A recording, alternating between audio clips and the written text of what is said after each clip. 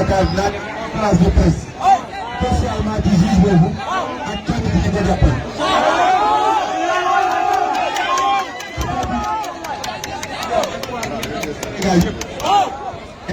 am ci Ousmane Sonko projet bi ñu ngi koy dinañ tere mu am benn juge wala ñaar ak Macky Sall ci boppam ak quelques personnes yu mu àndal est-ce que yéen nañ ko romb. moo tax nañu waajal man li may wax dama koy assumer bu la neexee ñu ne appel à l'insurrection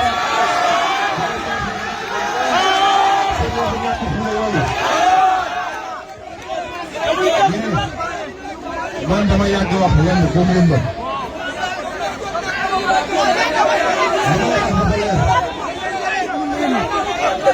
gën naa ne ñu defar ci réew mi définitivement ba bépp jeune dootoo xalaat naan maa ngi dem Europe.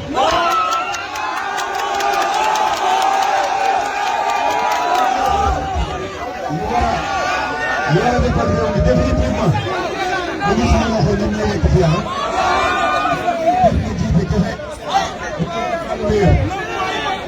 waaye au moins woo naa leen ci pour la.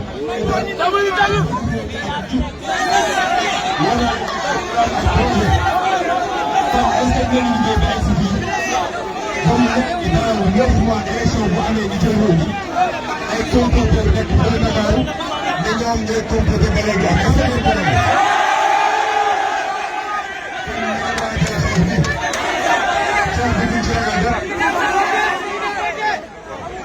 dara nañu ko jaral parce que ku bëgg sa réew fii ay jeunes waa Dins waa 20 ans 21 ans 18 ans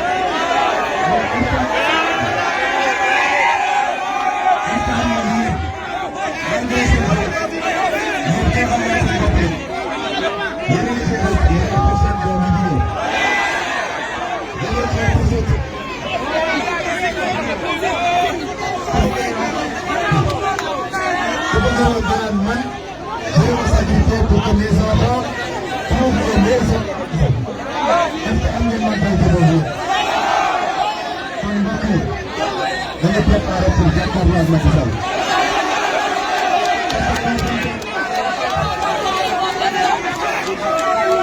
jàpp nañu réew mi ko doon ci waaye te mu ngi imposé lu ko neex.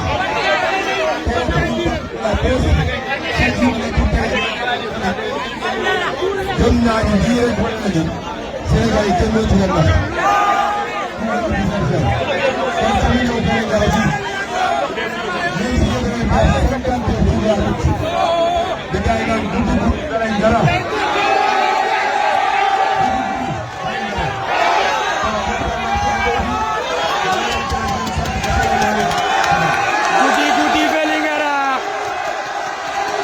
Goudy Vélingara président wax na ko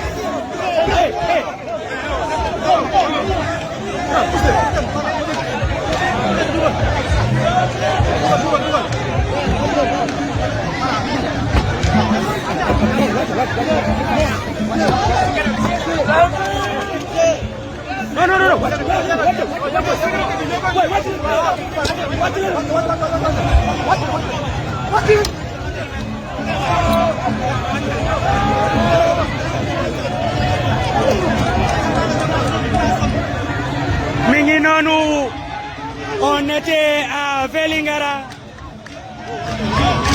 Vélingara ngi noonu président Ousmane Sonko ñëw na saafonte ak jeunesse bi jox leen li nga xamante ne moom moo di ay kàddoom ay kàddu dénkaane ay kàddu mobilisation ñoo ngi noonu le convoi accompagné de ces milliers de personnes de ces milliers de jeunes.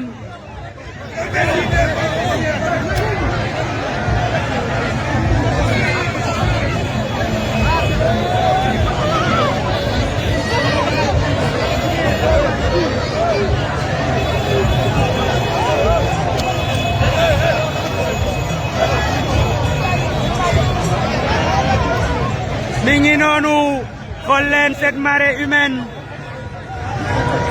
xool leen cette marée humaine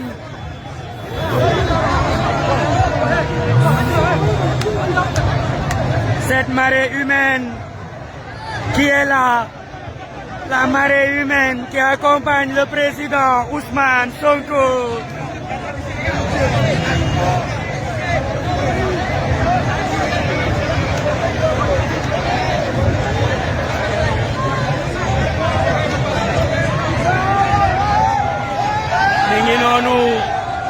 mi ngi noonu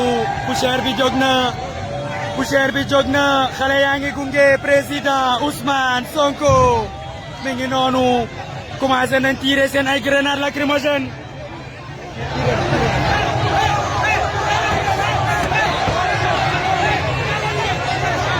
commencé nañu tirer les grenades lacrymogènes mi ngi noonu